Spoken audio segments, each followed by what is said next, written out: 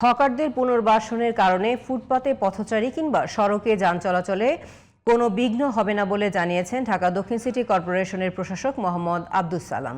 সরকারের উন্নয়ন কাজে বাধা সৃষ্টি করতেই বিরোধী দল অহেতুক সমালোচনা করছে বলে অভিযোগ করেছেন তিনি। আর সড়ক প্রতিমন্ত্রী হাবিবুর রশিদ হাবিব জানিয়েছেন, প্রধানমন্ত্রীর নির্দেশে সব উন্নয়ন কাজ দ্রুত সম্পন্ন করার উদ্যোগ নেওয়া হয়েছে।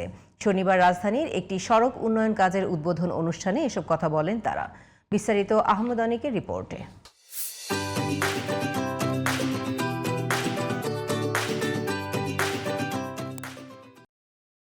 শনিবার রাজধানীর বাসাবো কদমতলার হক সোসাইটি আবাসিক এলাকার রাস্তার উন্নয়ন কাজের উদ্বোধন করেন ঢাকা দক্ষিণের প্রশাসক এবং সড়ক পরিবহন ও সেতু প্রতিমন্ত্রী।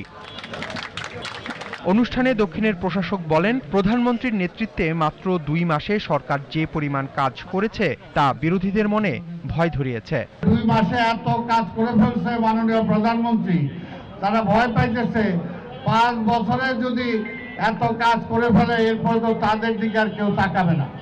এই জন্য সরকারকে তারা বিপথে চালিত করতে চায়। সরকার যাতে কাজ না করতে পারে সেদিকে ঠেলে নিয়ে যেতে চায়।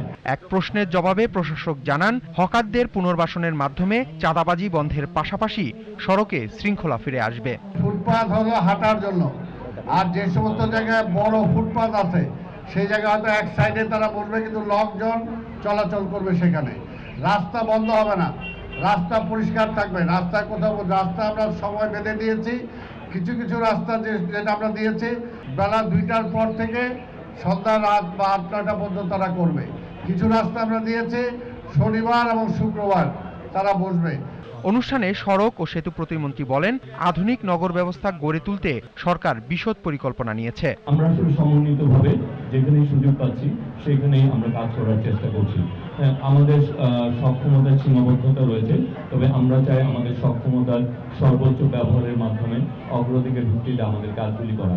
ঢাকা দক্ষিণের মেয়র হিসেবে নির্বাচিত হলে 5 বছরের মধ্যে রাজধানীর প্রধান সমস্যাগুলো অগ্রাধিকার ভিত্তিতে সমাধানের আশ্বাস দেন আব্দুস সালাম।